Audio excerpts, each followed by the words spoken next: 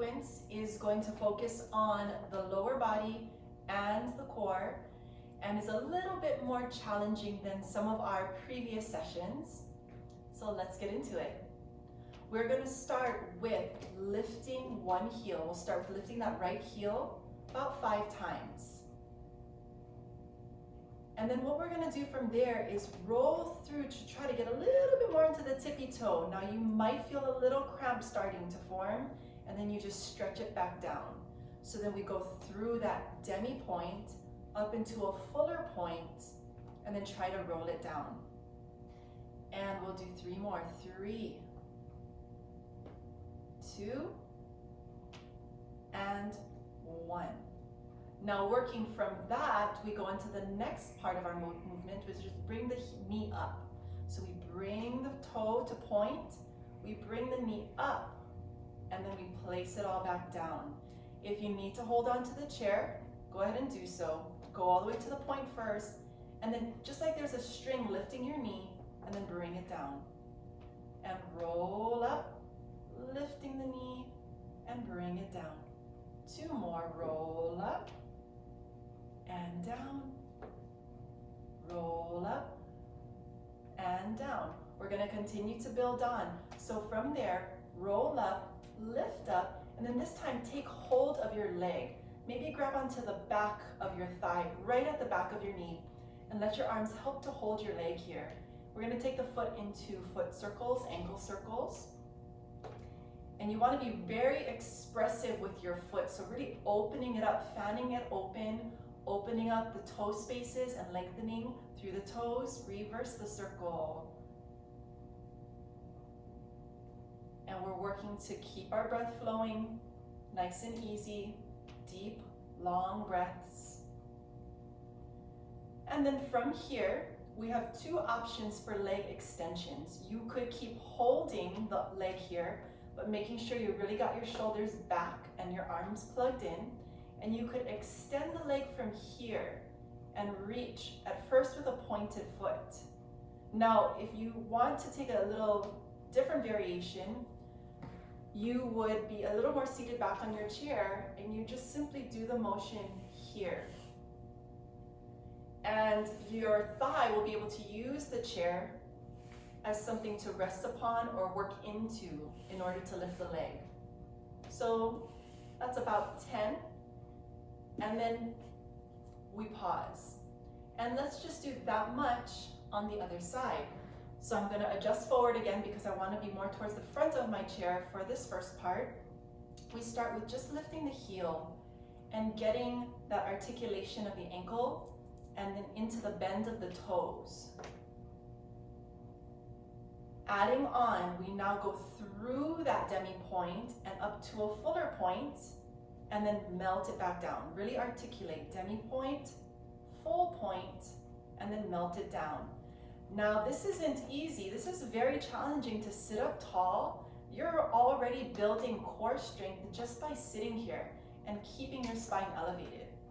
Taking it another step further, you go to the tips of your toes and then try to see if you can lift the leg, even if it's just the littlest amount, and then roll it back down. Bringing the toe to point, lifting the leg, bringing it down. Imagery is very helpful. So if you want to think of that string helping you to lift your leg, then go ahead and use that imagery. 1 more time, and then down. So we build onto that, coming all the way to your point, up into the lift, and then take hold on the back of your leg, bend your elbows, so you are building some arm strength here, and with the shoulders integrated, with the shoulder blades down the back, again, you're going into even more core support, more core strength. So then here we go into circling the ankle and the foot. 3, 4, 5, reverse it. Once again, be very expressive with your foot. Articulate through all of the little toe joints and all of the toe spaces. Good. And then from there, going into the extension. So remember, you can stay here. It's a little bit more intense because it requires a longer length in the hamstring and a little different strength from your quad. or you can bring it down. So I'm gonna do 5 of each, so you can see. We're gonna do 10 total of whichever variation you choose. 3, 4, the leg will get heavier when it's reaching out, so get the arms to feel even stronger. And then continue with 5 more. 5, 4, 3, 2, and 1. Good. And then relax. Take a couple of breaths.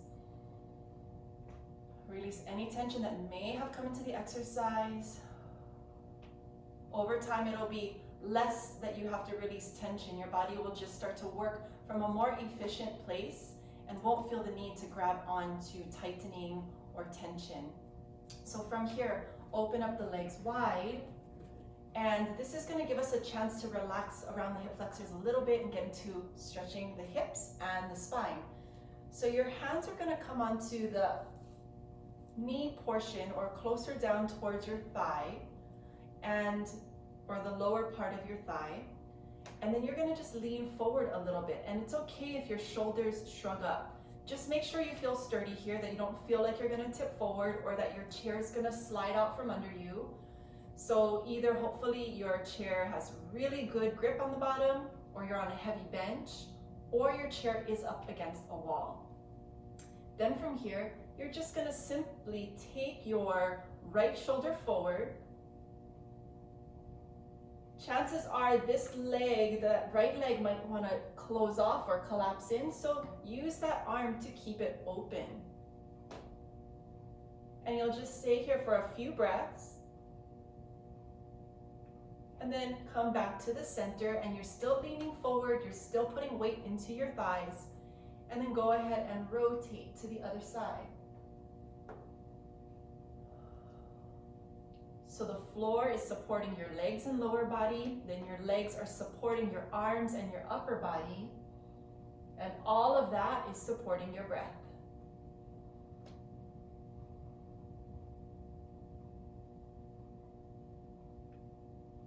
Come back to center, lean right back over your sits bones, bring the legs back together. Want to finish up with a little bit of upper body, so from here you're going to interlace your fingers. Push your fingers and push your palms forward. Keep the shoulders drawing back though. This is an important detail, to keep the opposition, hands pressing as much forward as they can, but not taking the shoulders with them. Keep the shoulders back.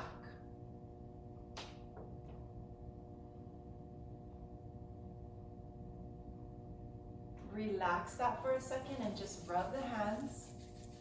And now try to interlace the other way, that you just had the interlace one way, do it the other way. Push forward. Oppose the shoulders.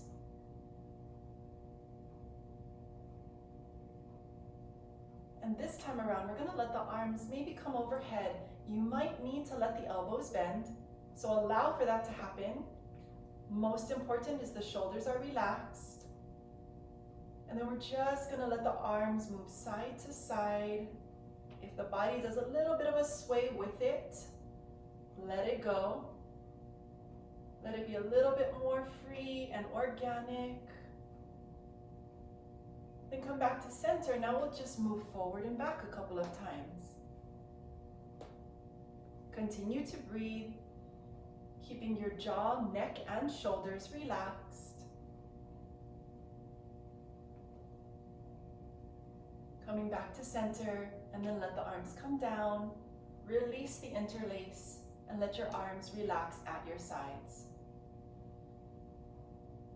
Taking a couple of final breaths here, letting your body assimilate the work that we've put into it. Maybe noticing new sensations, new life in the different parts of your body, and hopefully just feeling overall a little better, a little bit more energized.